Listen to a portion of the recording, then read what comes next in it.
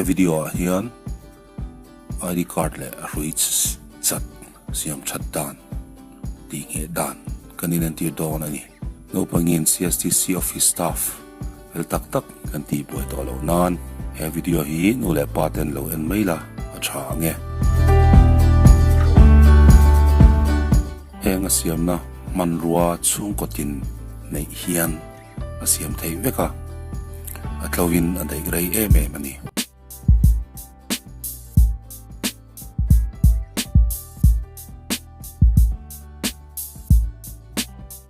amasaberin a hui inzomna thir tuam tu nen hian an inzomna alo chan hian hetiang hian ti thin tu ni ahuk le a hui kha khitianga mer khom khian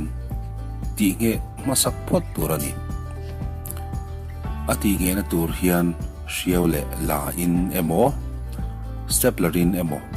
ati nge theya amasa in stepler kan mang photang lekha phek chin khom anga chin pop mai tur mel moi lo khopa tur ro chuan chin lo a tha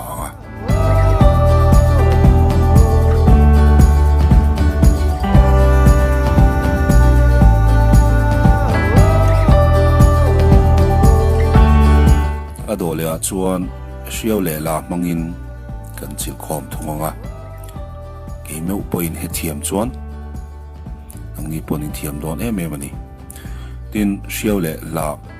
man hian ange jok du a tu tu sama chuan riau le la hi mangai jokola atlo khopang ti chuan to bera chuan thir le hrui kha kan mer khom don ni thir tlang sir ton tona zoom pani lo lang kha chunglam zong hoi va a hoi tir ngei tur ani stepler mangin kut poi na ti thei nok nok mai kha chu kha kha na hrui ati he chual sau dona ti chuan hrui kha thir chunga omin player mang khan kan chep nget to mai don ni player mangin kan han chep het phot anga player kan lo le nei ram chang lo ni po in tu boin a chon nge thei thawani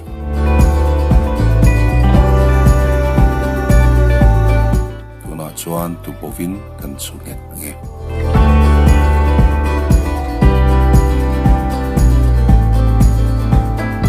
khati mai zong khani a khang kha kan zo chuan a chia chu kan siam tha ni mai zo na in nei chuan comment lama po a in zo the